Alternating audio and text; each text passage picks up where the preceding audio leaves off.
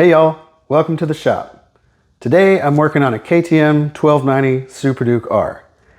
Unfortunately, we haven't been able to break thermodynamics yet, and this thing, pushing nearly 180 horsepower, gets warm, to say the least.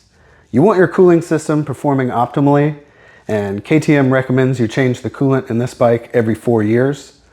So in this video, I'm going to show you how to change the coolant and bleed the system in your Super Duke.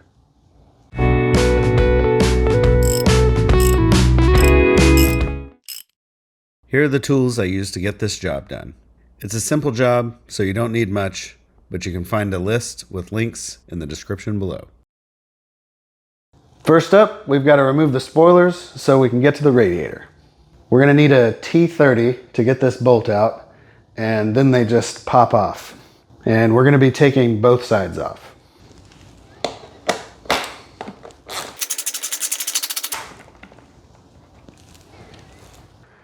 Now we're going to take out these bolts here on each side.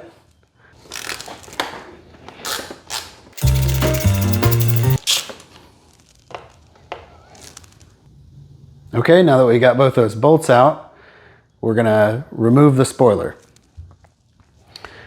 There is a dowel on the tank that the spoiler slides onto, so we're going to gently pull out on the back here and slide it off the front.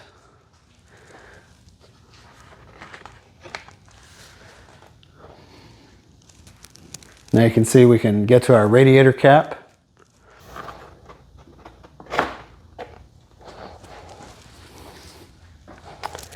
And there's the radiator bleeder screw that we have to get to.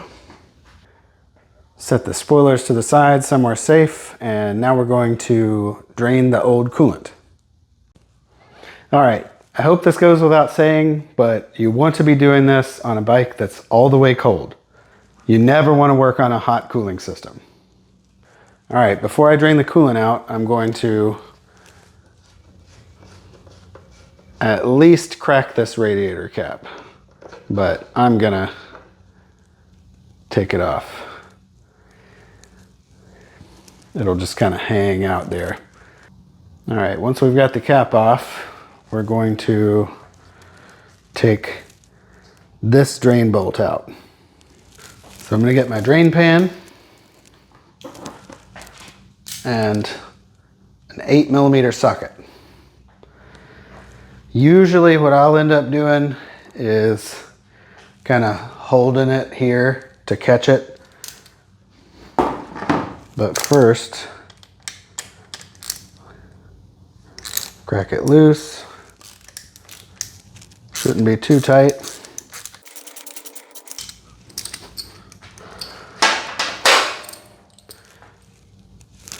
Once I can turn it by hand, I'll get my pan up under here and I push in while I'm threading it out here gently. And once it's ready,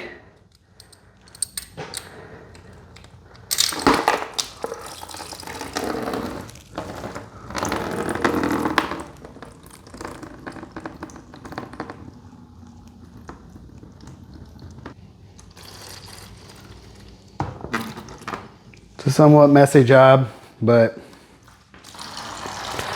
no problem. We got a hose outside the shop.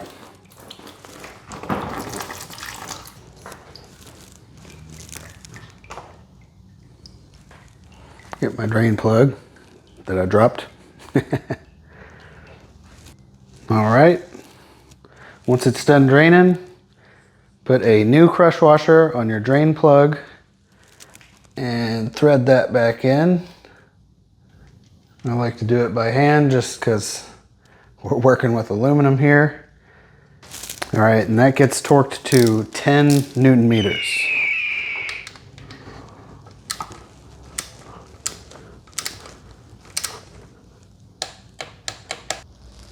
Okay, now that we've got the coolant drained out of the engine, we need to dump the coolant out of the overflow tank here.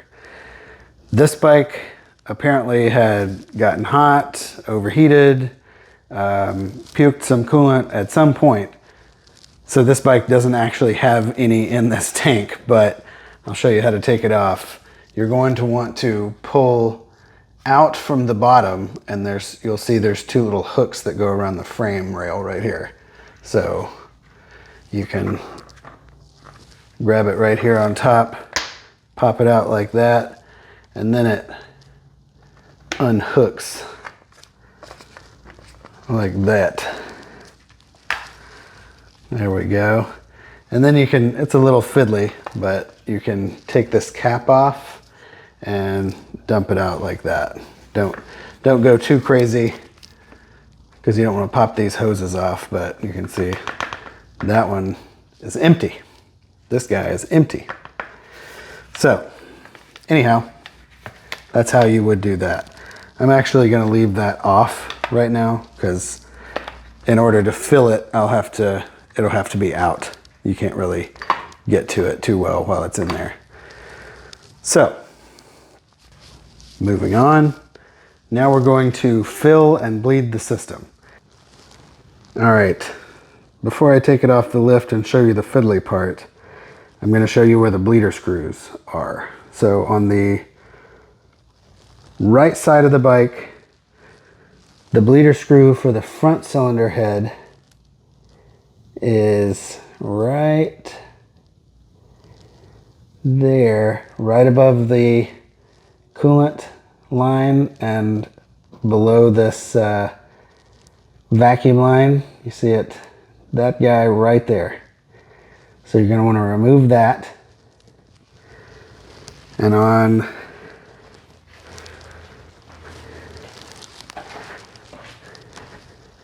then on the left side here, see, here's the coolant line for the back cylinder. That's the bleeder screw for the rear cylinder on the left-hand side of the bike. You're also going to remove the bleeder screw from the radiator.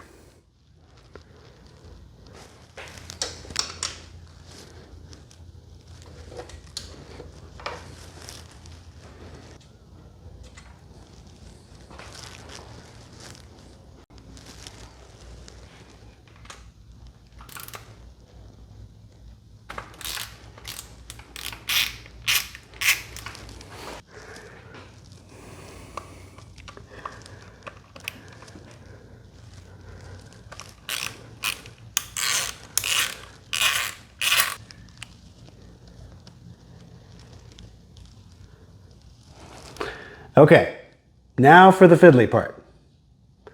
KTM thinks it's a good idea to design their bikes in such a way to where you have to raise the front wheel about 20 inches to properly bleed the cooling system. So I'm going to show you how I usually do this, but like with anything in life, there's 1,000 ways to skin a cat. So if you've got a method that you prefer, do that. You can see how I rigged up my soft ties here to where they're on the outside of the cylinders, and there you go.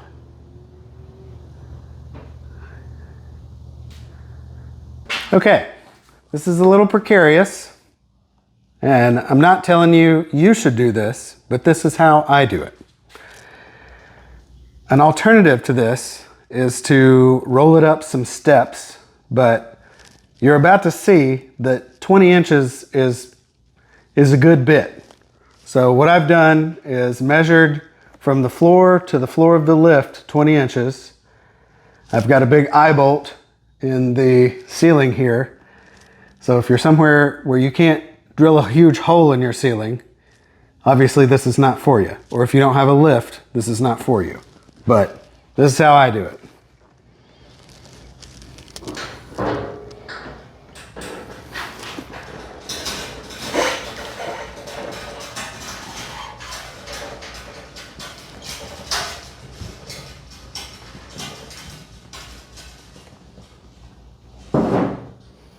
That's a pretty good wheelie, honestly. There she blows. Now, if you're rigging this up, be careful of your master cylinder reservoir on your clutch and your brake.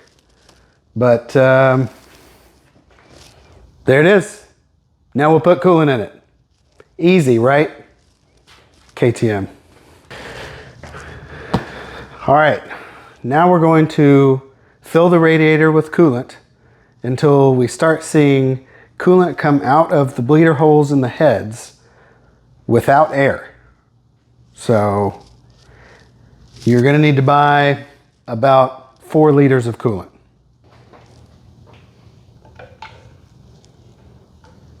KTM says to use ethylene glycol coolant.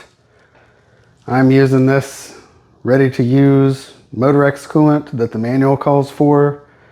Mostly just because this is a customer bike and they requested Motorex. It does have these cool spouts on it.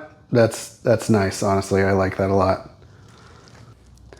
So I don't want to waste any of this liquid gold because it's over $20 a bottle. So what I'm going to do is slowly pour in the coolant until I just start to see coolant coming out of these bleeder holes. So here we go.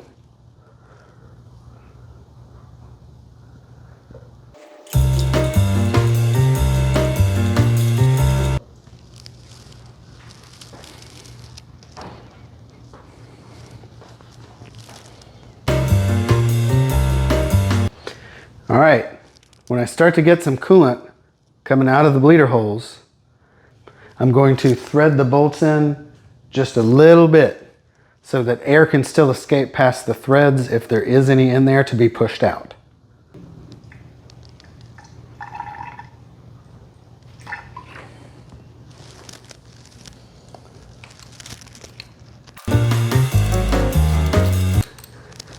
Okay, coolant was coming out of the front cylinder first. I've threaded this one in, but not all the way. So now I'm going to start to add coolant until I get coolant coming out of the rear cylinder on the left-hand side of the bike.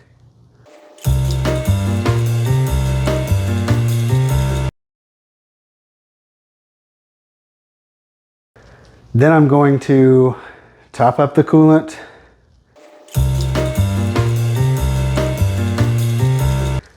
Then I'll thread them out just to make sure we get all the air bled out of the system, pushed out of the, make sure we get all the air pushed out of the system.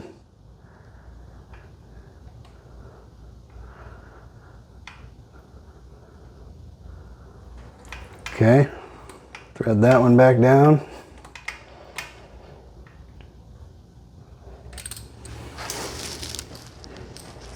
We're going to do the same thing on the other side. So same as on the other side, I'm going to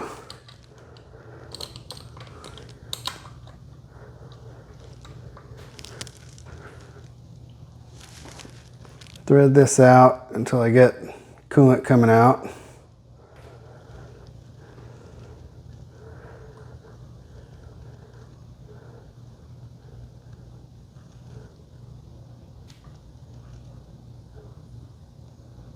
All right, that's just coolant. Got all our air bubbles out. Now those get torqued to 10 Newton meters. So I'll go ahead and tighten those.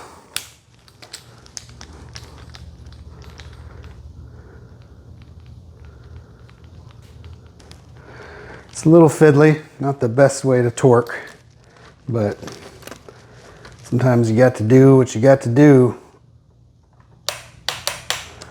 There we go. I'll do the other side.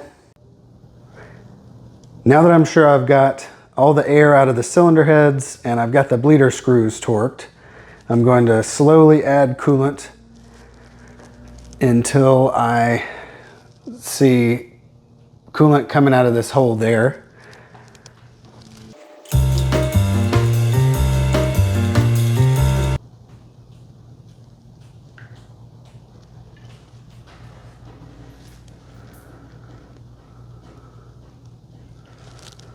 And then I'll put the bleeder screw back in, but not all the way. And I'll slowly add some coolant.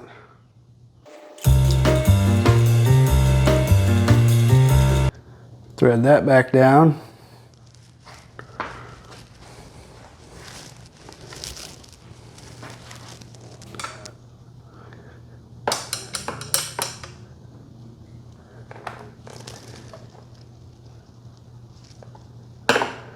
Snug him on there. I'm sure the torque spec on this is 10 Newton meters, but I'm not going to take the fuel tank off to torque that one bolt. Sorry. Okay, now we've got it topped up.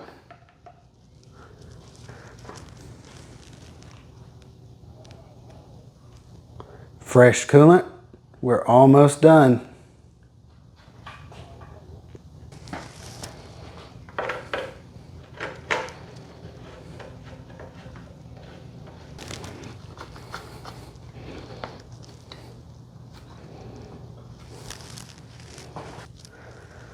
All right, now we're going to let it down and top up the overflow reservoir.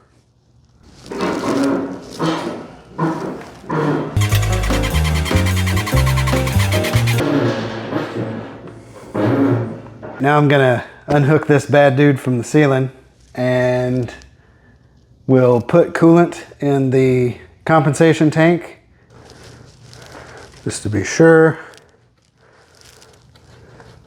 Once I've got it down and on the side stand, I'll check the coolant one more time.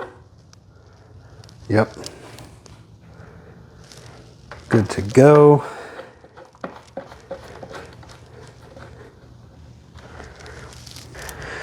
Okay, now we're going to put some coolant in the compensation tank. So I'll thread the cap off like so. Gotta kind of pull it out, but that's no problem. Then we're gonna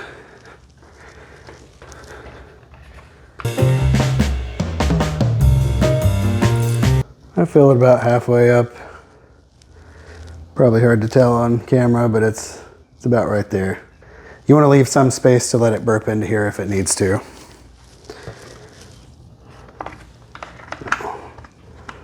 Pop this back on. Then you see these tabs hook underneath the frame here. So you'll pull it out, hook it like so, and then there's a dowel that interfaces with this little guy here, and pop it on. Okay, we're gonna stick our spoiler on. This slides over this little bolt there.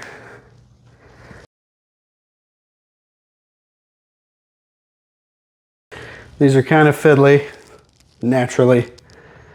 You gotta push back on the front there and start the bolt.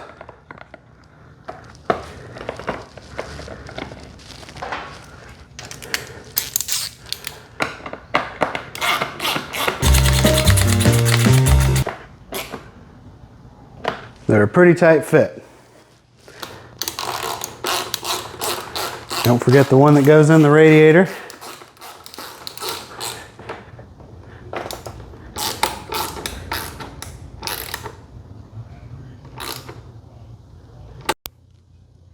You'll know you got them on right when this vent, this duct cowling here kind of fits-ish like that. It's a good idea to run it up to operating temperature, make sure it's not overheating, and make sure it's not leaking anywhere. But there we go, all done. If you found this video helpful, go ahead and like, subscribe, and don't forget to click that bell icon so you don't miss any of our new videos.